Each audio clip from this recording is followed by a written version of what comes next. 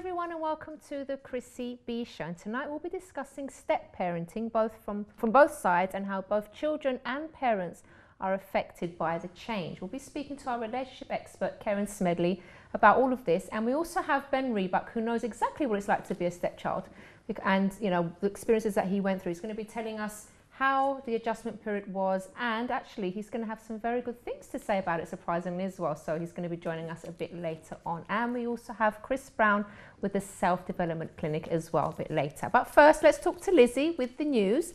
Hello, Hi, Lizzie. Chris, how are you? Hello. Now, you also happen to be a stepchild, don't you? Yes. How was that for you before you get into the news? Well, in the beginning, my parents, they split up when I was like 5. And then sometime later, my mum met another person, and it was really hard for me because I was so used to being... How old are you? I'm trying to think now. Maybe 10, okay. Something like this. Yeah, maybe 10, something, or maybe a bit older. I can't remember exactly. So it was really hard for me because I was used to being with her, and me and my brother would just be with my mum constantly. So when he came into the picture, I thought he was trying to take my dad's place as well, because I still had a relationship with my dad, my real dad, who I loved a lot. So, I was very closed. I would, I didn't want him to come with me if we were going out on a family thing. I wouldn't want him included.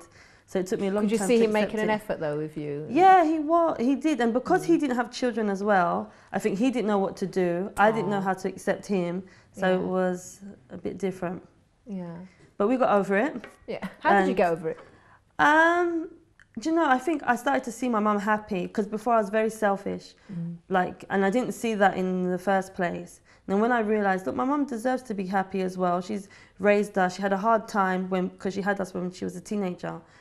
So she had a hard time, looking after us and everything. So I said, no, now it's her time to be happy, and my stepdad makes her happy. And that was it. Then I accepted him. And did you get along after that though? Yeah, he's a great stepdad. Even with my child, like my daughter, she calls him granddad, and he always takes her out. He treats her well. So yeah. That's nice. Yeah. So it can work out. I think the like films and stuff don't help, in the cartoons, because they always like paint these step parents in a really bad light, don't they? Yeah, they do. It doesn't really help the situation. It's not always ideal. No, the step parents are always evil, aren't they, on TV? Yeah. But that's not the case we're going to show you tonight, right? Okay, so you got some news for us as well. I have. Firstly, there was a survey that was done, and it was asking people, what do tourists dislike most about Brits?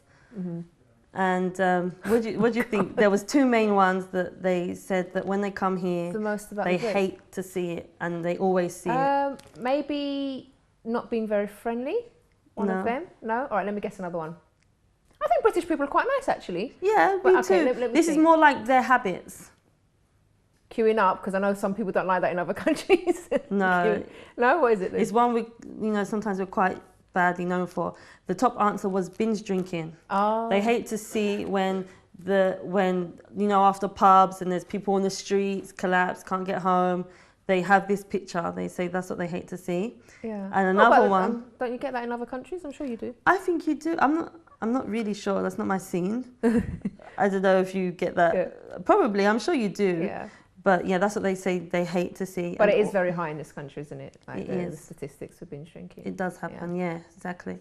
And also the other one was, which, I think it happens as well, is the constant use of foul language. Oh, yeah. It happens, isn't it? I was reading them, so no, it's quite true. Even when they're happy, they swear, even when they're... It's true, actually, because you hear it all the time and you're so used to it, you kind of... It doesn't really... Well, I don't like to hear swearing and stuff, but you just kind of get used to it after a while, don't you? Because even the children are doing it. Yeah, it's hard I suppose when people come over here, some don't, some they don't use it.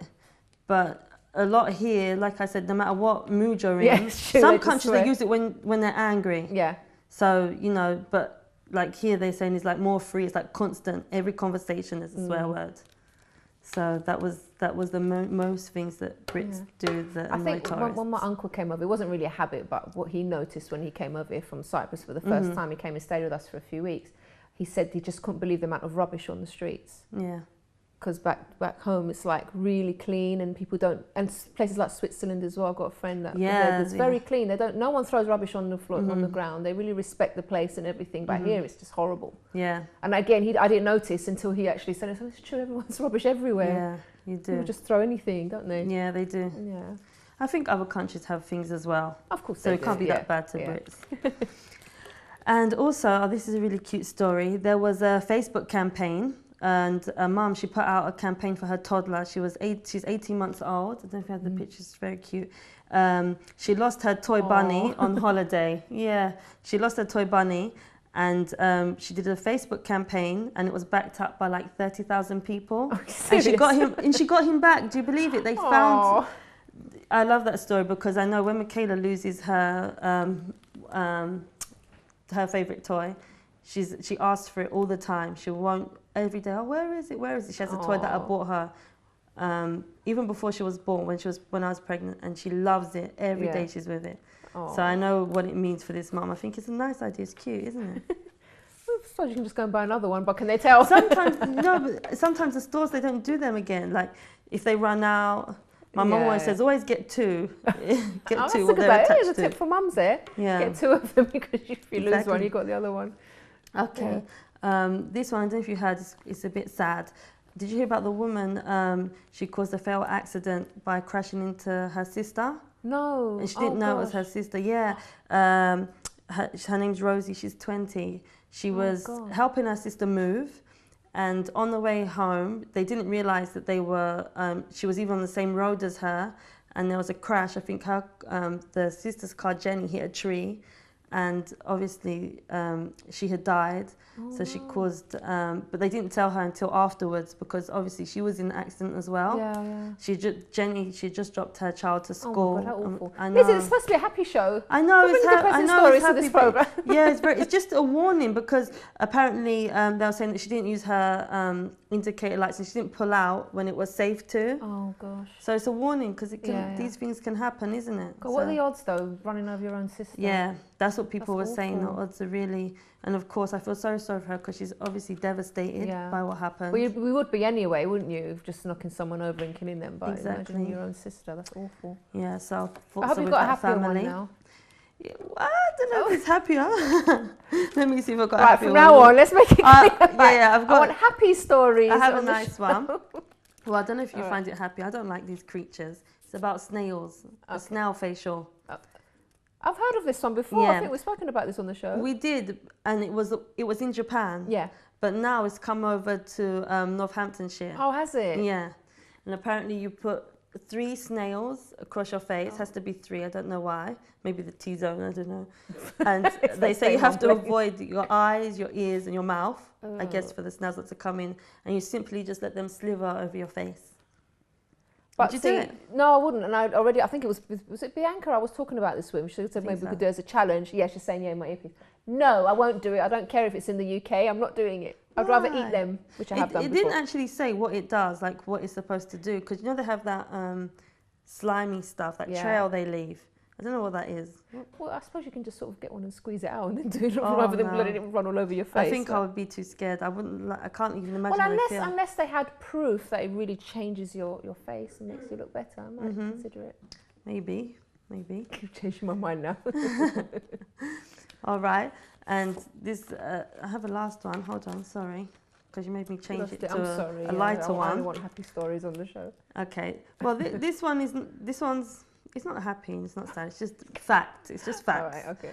So they're saying that pop music is encouraging young people to binge drink. As we're talking about the tourists drinking, so they're saying that there's songs that refer to labeled alcohol, like well-known brands of alcohol. People like Rihanna, Kanye West, they have these advertised in their lyrics, in their songs, and they're saying it's encouraging youths and teens to go out and buy that.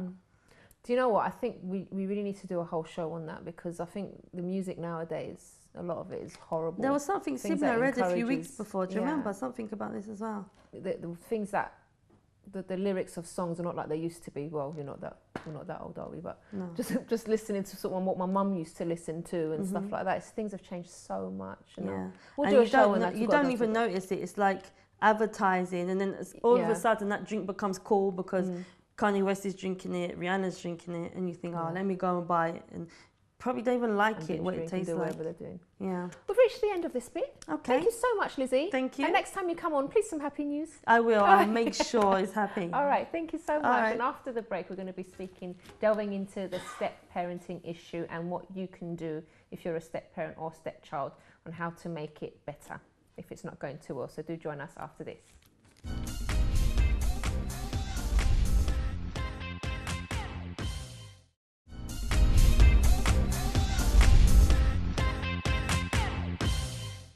Welcome back to our step parenting show, and now we're going to speak to our expert Keren Smedley. Hello, Keren. Hi. Welcome back. It's nice to be here. I love having you on the show. You've always got some really words of wisdom to give to our viewers. Well, it's great to be here. So, step parenting. Now, why is it, do you think, that it does get such bad press being a step parent and someone moving into the house? Well, I think we start with fairy stories that actually talked about this wicked stepmother, so that actually it becomes a terrifying prospect of having this terrible person, when actually stepmothers are just like you and me. They're ordinary people. And I think one of the main things is that you only have a step parent because something has changed in your original family. Either there's been a bereavement or there's been a divorce. And so the family that a child wants, which all children want, is their mum and dad together, has been broken. And therefore, somebody new coming in is going to find it somewhat difficult because it's going to be a challenge to move into somebody else's family. And it also depends very much as to whether you're becoming a step parent where you're bringing your own family with you, or you're somebody who has never had children. So it has lots of different variations. Now, obviously, I mean, I know, like, for example, my husband, he had a really hard time because when his dad, first of all, his real father died, and then he had a stepdad, which he got on really well with, and then he died. And then his mum, my mother-in-law, she's had a few other relationships, but he just sort of hated anyone that came into the house. And he would always say that he hated them. He would tell them to their face he always hated. He would hate them, and he doesn't want them to be in the house. And so he made it really, really hard. Although my mum-in-law does say that some of these guys really weren't any good. I think she had a lot of confidence. She just used to let any guy sort of. And but he himself, he had a very, very hard time accepting anyone new in the house, and that's something that's very hard on the actual mum or dad, isn't it? No, absolutely. But for him, he'd actually had two big losses. To lose a father and a stepfather. Your belief would be that anyone else that I get close to will go or will die. So actually it's better to just create trouble and keep them at a distance, because then I'm not going to be hurt by it. So I think there's, again, it is very hard for people. But I think that it's something about also giving time for relationships to develop. I think that the expectation, what happens is a couple fall in love, and so they then decide that they're going to live together, and they're all excited about living together, and isn't it marvellous? And their children haven't made that choice. They're suddenly going along with something that somebody else has actually chosen for them. So that itself becomes quite difficult. So it's about how do you slowly build a relationship with your stepchild and give your stepchild time to build a relationship with you. And you don't have to actually like each other. It's great if you do, but what's really important is that you treat each other with respect. And what maybe some of the mistakes that a step parent would make, do you think that just maybe makes matters worse? I think sometimes they can want the attention of the other parent, so that the child feels that they're left out, rather than, I think as Lizzie said, she had been with her mum and she'd had all her mum's attention, and suddenly somebody else comes in. If they then demand that attention, the child feels rejected and left out. Sometimes step-parents try too hard. They actually forget that they're not, for example, teenagers and 15-year-olds, and they try and become like the child, when actually that isn't what anyone wants. They want them to be a significant other adult in their life, but not someone who's over trying. I think also it's quite hard moving into someone's house and watching their children do something that you actually think they shouldn't be doing. So sometimes the step-parent becomes the disciplinarian, and actually that really isn't a good idea. You need to leave the parent to tell the child off. But even if the person remarries and like that. I think until you've really established a really close relationship, it doesn't feel okay for somebody else to say to you, you know, go tidy your room or go do your homework. And I think that that's where you usually get, well, you're not my mum and you're not my dad. Exactly, that's the kind of, exactly. Yeah. And I think also that the parents themselves need to really think beforehand about how they're going to manage this. So what are the things they're going to do so that they do support each other, they do have a united front, so that the kids can see that they are working together as a couple. Because otherwise what happens is that you get splitting. And the child causes the new couple to start to argue, which sort of is what they want. And then you've suddenly got this sort of warring family with it being set up. Okay, so if a step-parent does move in and they're really doing the right things, like, you know, allowing that child to still spend time with the parent, not trying to discipline him and everything, but still this child is a nightmare, what could that step-parent or the parents do as a couple to make things a bit easier or try to resolve that situation? I think you need to talk to each other, and I think you need to talk about the fact that they clearly are finding this really difficult, and what would the child find would help them in this transition. This is how it's going to be, and what are we going to do to try and make it easier, so that the child feels part of it rather than it just being dumped on them. The other thing that sometimes happens is that somebody remarries and the child's other parent is very hurt, and they can also fuel this by saying, you know, your mum's now with a terrible man, or your dad's now with a terrible woman, and so they then feel that matters, does it? that they've actually, absolutely, they then feel that they will let down the parent who's on their own if they're nice to the step-parent. So it's like a loyalty thing going on there. Absolutely. Right. So involving everyone and talking about it is really important. Okay. Now let's see it from the other side now. Say that, you know, the person watching is a stepchild. I don't know what ages we have watching, could be anyone. And they have someone moving in, and I think as I was talking to one of our producers before the show, and she's a stepchild. She had I think her mum, she was talking about her mum and like how her dad left or something.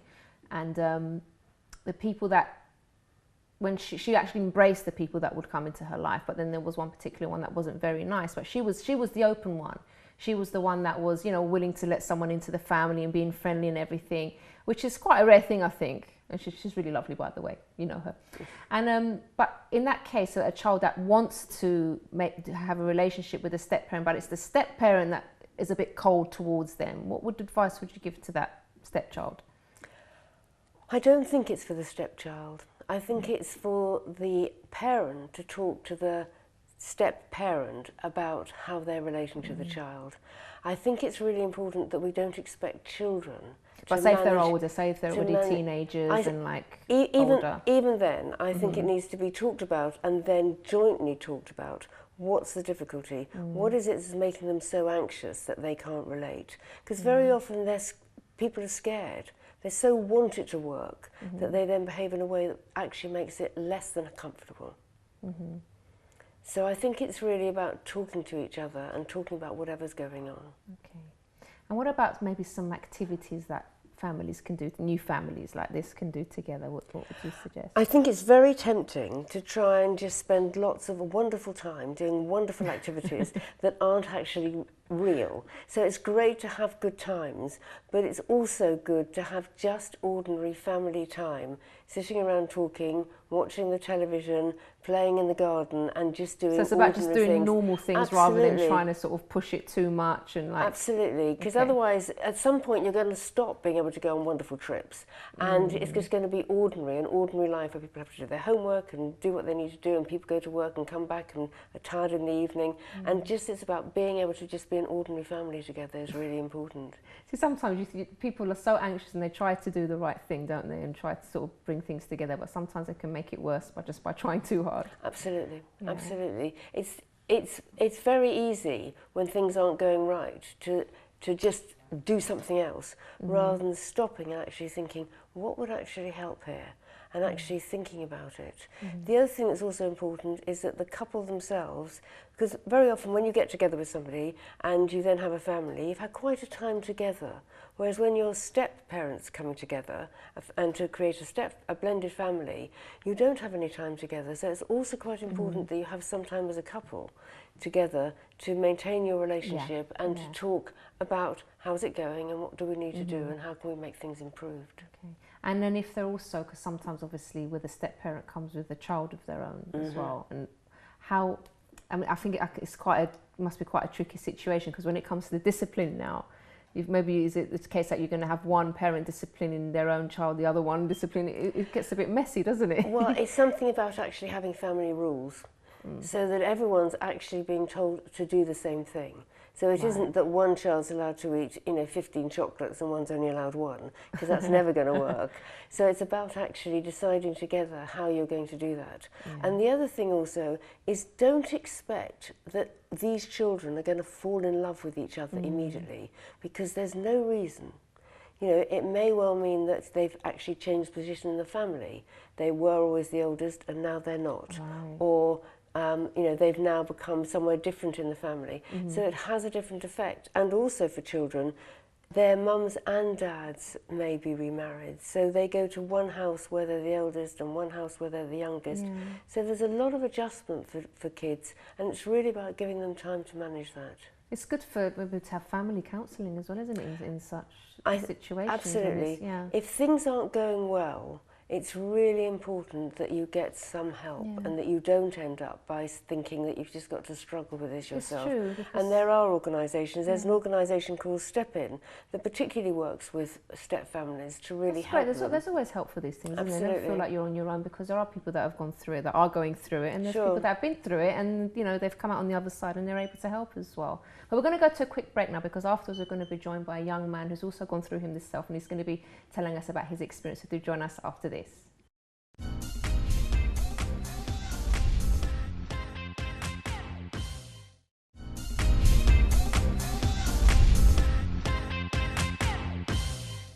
Welcome back to the show. We're speaking about step parenting today, and we still have our family expert Keren Smedley with us, and we're also joined by Ben Rebuck, who is a stepchild, aren't you, Ben? That's right, yeah. Thanks for joining us. Pleasure. So you're going to be telling us about your experience from the horse's mouth, basically, about what it was like for you. So first of all, tell us a bit about your background.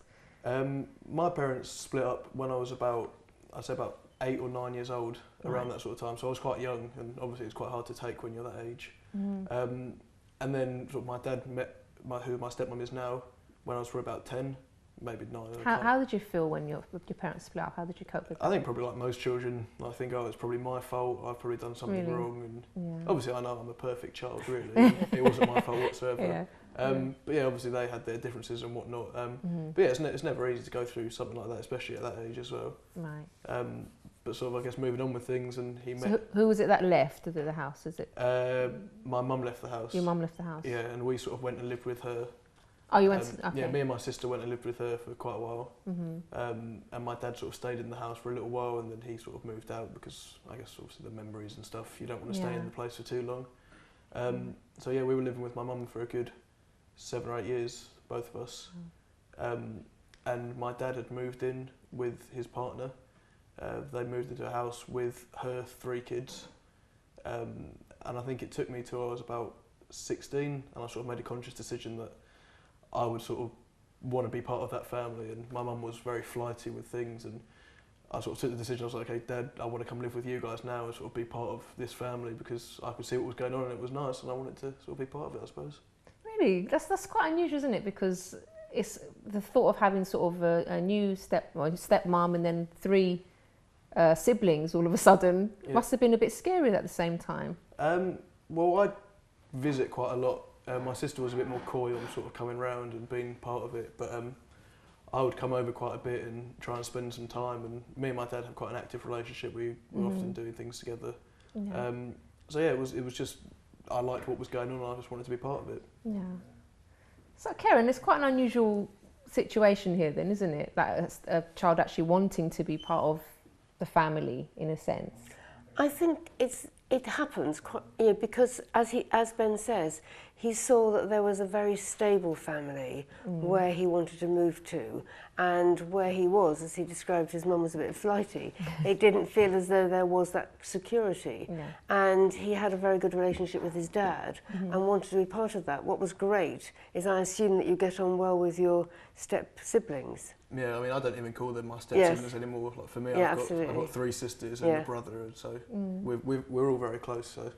Now, Ben, tell us, what did you think when your dad first told you about your stepmom? It was honestly, do you remember? Yeah, I quite remember. I remember one point, me, my dad and my sister going away, and when we're coming back, I remember thinking, oh, I wonder if he's still with that woman. And then he mentioned her, and I was like, oh, okay, so at least he's doing something. And yeah. As she said earlier, if your parents are happy, at the end of the day, the feeling is that you're happy for them. But yeah. So, and when you first met her, what did you think? Yeah, she was nice. We have a story that we tell people that the first time we met, for some unknown reason, my sister put a whole cake in my in my face. Oh, yeah, I don't know if we were trying to show off or impress her. I don't know what was going on, but yeah, that was the story we seemed to tell. But yeah, no, it was fine. It's a slow process, and it always takes time. But I guess you have its ups and its downs, and there's always that sort of bounce back ability, I suppose, where it's quite a football. But are you going to tell us some of the ups and the downs? Yeah, I mean, to be fair, there have been more ups than downs. There's never really been too many difficult situations. I mean, I guess, as you mentioned before, the difficult thing is, I guess, the responsibility and not the control, but the sort of what the step parent says, like what they can say to you and what you can't, and there's sort of not boundaries, I suppose, but obviously living with my dad there, if he'll not tell me off, I'm 22, so he doesn't really shout at me anymore, but there's a different sort of levels. Yeah. But at the end of the day, if you want to make it work, you've got to respect them both equally. You've got to treat sort of your stepmom as a parent, as a human as well. It's important to sort of give them the same levels of respect, otherwise it's not really going to work. You can't, like you said, do all that, you're not my mother and all this sort of stuff, because it doesn't really work at the end of the day. When you did move in, do you remember what sort of, how you kind of basically started to get along with the family and everything? Do you remember how things were when you first moved in?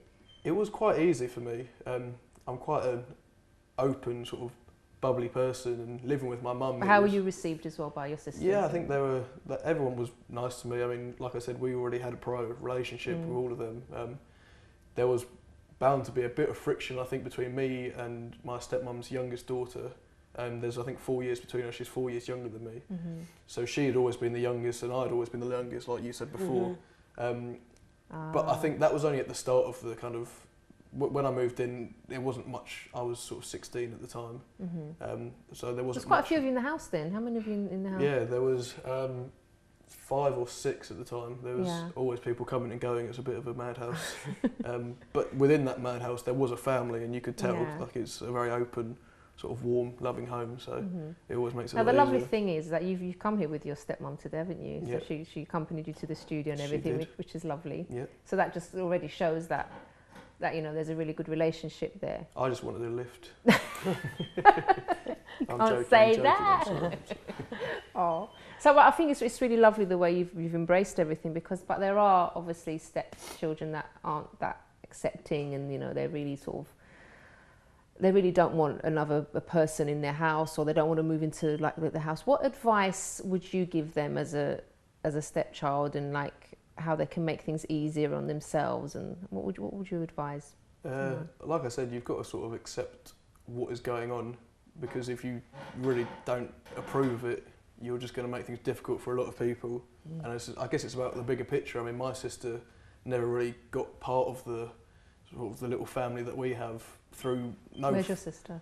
She's moved abroad now. Right. She moved a couple of months ago, but she's never lived in the house with us. She came to stay at times, but it would only be for a night or. So it's you feel like she's missing out in a way, then? Do you think? I think we've all gotten past that point where it's an issue. I don't think it's ever really been an issue. She's had her choice. She had many opportunities to sort of come and be part of it. Yeah. I think she made her own decision that she wasn't ever really ready to accept it, I suppose, which is a shame because she doesn't have the relationship I have with sort of my other sisters and brothers, and it's a shame that she's missed out on that, I suppose, but that was her conscious decision. So it's difficult. You just got to kind of accept it, and I think it took her a while to actually realise that it had all changed around her. I think when we were younger and our parents got divorced, it was very much like, oh, this isn't happening, everything will be all right. And I was, at the time, I was the most upset about it, and she was like, everything's fine. Yeah. And I guess we sort of switched roles. And it's sort of the way you start thinking, isn't it? Yeah. Because at the end of the day, I mean, at least you having another chance as well of having a family, because some people don't even get that. First of all, you know, something happens to their parent, they lose their parent completely through death or something, and then the other parent doesn't meet anyone else, and then they just never have a family. But in your case, you've had like a second chance. You've got another lovely family, from what it sounds like. Yep. And it's just sad that some people have that opportunity and they don't make the most of it. They're sort of very cold towards it. They don't want the change, and they could be missing out on something as lovely as what you have. Yeah, no, it's a shame, like I said, because I'm very close to my sister, and I'd love her to be part of kind of what we have. Yeah. And it's not that she's not accepted into it. We don't sort of push her away. Everyone has tried, but I think people are at that point where there's not much else they can really do, because it was her decision in all of this. But and I think we really need to give people a chance as well. Yeah. Because we can always have all these things in our head about the other person, whatever the situation. We're not just talking about step parenting, but we have that thing in our head. Oh, I don't like this person for whatever reason. We don't even give the people a chance, and you could actually find out that you can have such a lovely relationship with that person.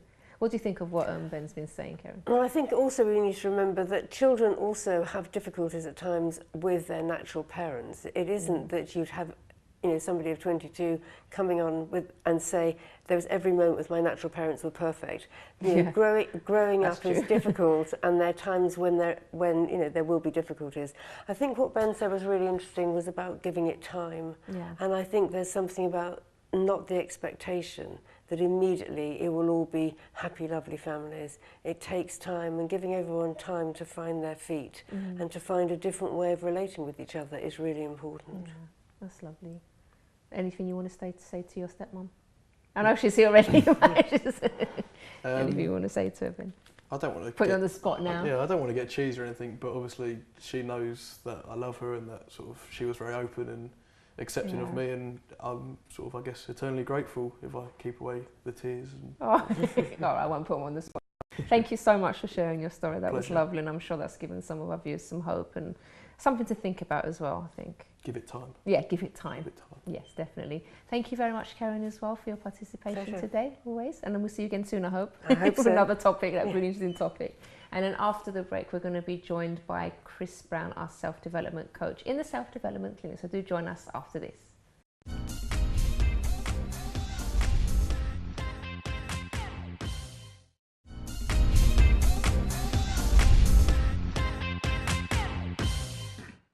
Welcome back to the show, and now I'm in the self-development clinic with Chris Brown. Hello. Hi Chrissy, how are we doing? I'm very well, how are you? I'm very good, What did you think of our previous guest? I thought that was really interesting, very honest and sincere, and I'm sure it evoked a lot of feelings for a lot of people. I was sitting over there at the time thinking about it, because I myself grew up with parents who divorced, and in hearing that as well, it actually related some things I thought, and it makes a thought about people's characters, what actually makes people as well, because you can listen to someone talk and you can hear everything that's coming out. So while I was there, I was thinking about other people I know in the same situation as well, and their characters, how it develops you in different ways. It's very important. I thought Ben was very mature the way he handled the situation. Oh, very much. Because I have a friend, she's going through this situation now. She's remarried, and she's having a really hard time with her child. Right. Accepting the the stepdad, and she just, sometimes she's at a wit's end, she doesn't know what to do because things have some. I'm going to definitely, I don't know if she's watching tonight, but I'll definitely show her the YouTube video afterwards just to get some good tips. I think it's quite normal for a child to react that way, really. So that was quite extraordinary.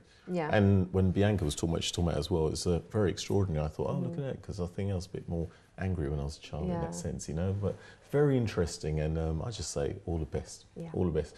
Good blueprint for everyone else, good plan for everyone else, Okay, but talking about it, it's sort of about coping with situations as well, because they're not situations that are situations we stand by or it's not a false situation, it's reality, but it's how we actually cope and our coping mechanisms. But transferring that to coping, we're talking about coping with change at work. Right. Now, I specifically focused on the work, but this actually applies to other areas as well, because when we think about work situation, you get your job role changed, or let's talk on a personal level as well, friendships, that changes as well. Different people come into your life, some people go, you know, at the same time, accept that. Losses as well, bereavement, these sort of areas as well. So it's kind of universal in that sense, coping with change, but we're particularly focusing on the work and see where it actually comes through.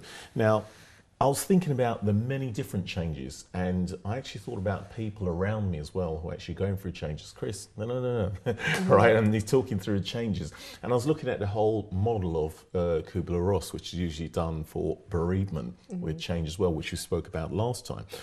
But the ways we actually cope with it and how we actually deal with it. Now imagine a situation, you're at work, and you get news about being laid off, or you get news about the boss saying something about you that obviously your life's in their hands, your work, you live and everything. So you're going to get a bit nervous about it. Sometimes people act on emotion. Yeah.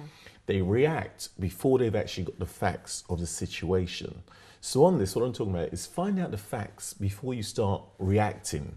And because your reaction is a fear factor. Yeah. Oh, the mortgage, the house. Panic, everything, what's going to happen, and you start reacting, and it's probably not what everybody else thought it was. It's probably one little rumour that went bigger and bigger and bigger and bigger, and next minute you think, oh, I'm going to be out of work. Nothing to do with that at all. Find out the facts, find out what it's actually about, and go to the root of it in that sense before you start acting on emotions and having sleepless nights, right?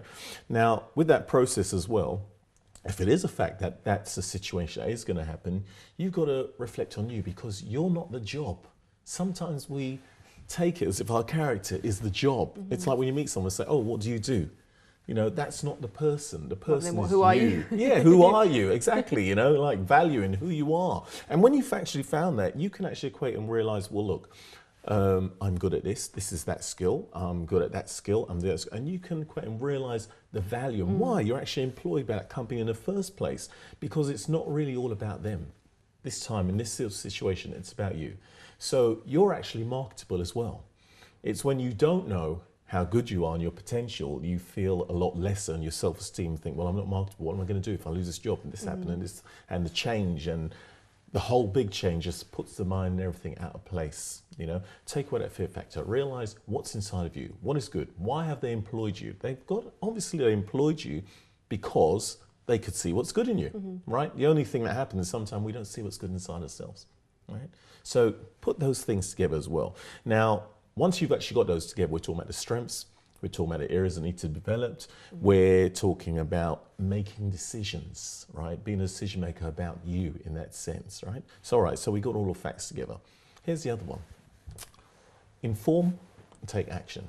Right, why do I say inform? The worst thing you can have is you're about to take all this action, you've got your employer there, they don't know you're going to do that, and you say, right, that's it, I'm going to up it, I'm going to go on this, that and the other. But for somebody else say that, I say, well, no, I wouldn't do that because it could turn out worse, but it's better, you gain more respect if you just put your cards on the table. This is what the situation is, this is what I feel I need to move on, right? So you're dealing with the change that's about to happen, and obviously your home life and everything else that goes with that. So it's better to actually inform, put your cards on the table, this is what's happening, and then decide if you're going to actually take that action. Don't jump before the time or anything like that. Just, you know, change is such a ever-evolving thing. It's going to happen anyway, whether you like it or not. Change is going to happen around you, it's going to happen to you, and it's how you actually cope with it. So those 4 areas are areas which will actually help in the work situation and how you actually deal with change in that sense. Change is a scary thing though, isn't it, at the end of the day for a lot of people. And like I say, sometimes it's very comfortable to stay doing the same thing. For example, you're in the job situation, you've had that job for ages, you're comfortable doing it.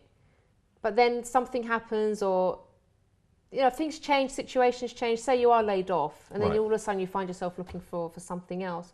Some people dread that. They dread change because they just don't see themselves capable of doing something completely different, don't they? That is very true, but I'll give you an example. I'm working particularly at this moment with particular groups of unemployed, right, in self-esteem and building confidence. There was a woman particularly, and she's probably watching right now anyway, right, but I'm going to mention it. She was out of work for 10 years. 10 years. We worked for a week and a half.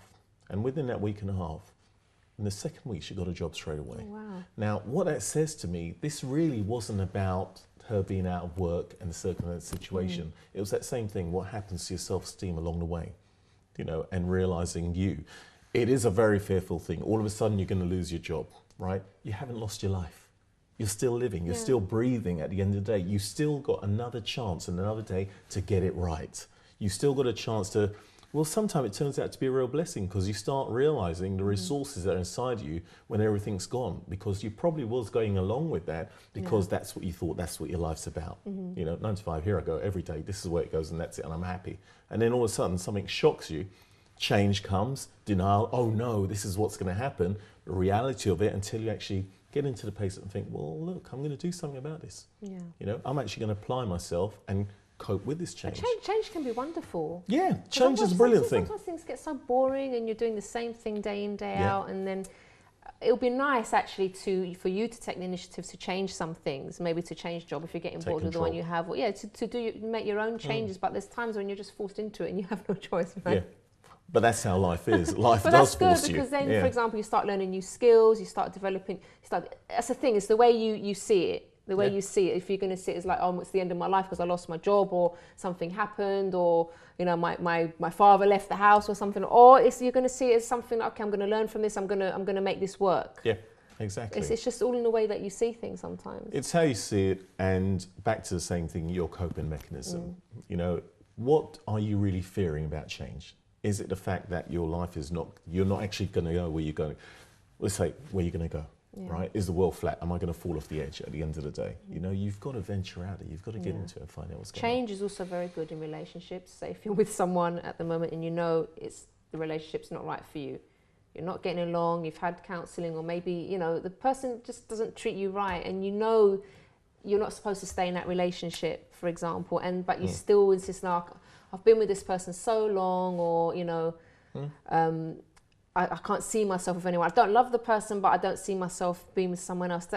This is a thing that, you know, a lot of people get bogged down into as well. It's a obviously, dead if you've had counselling, you've had all the help you can get, and there's still things wrong there. Some people are so afraid to take a decision and do something.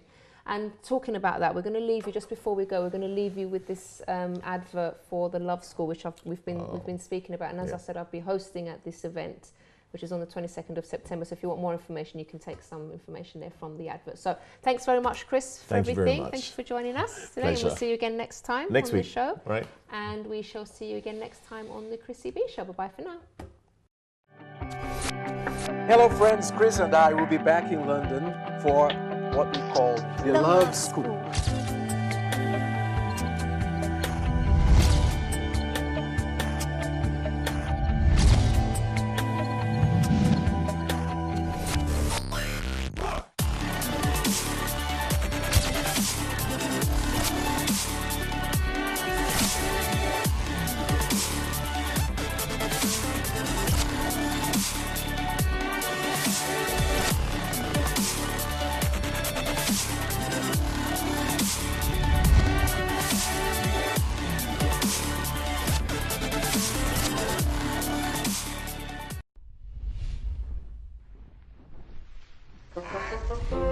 Oh my God! Yes! All right!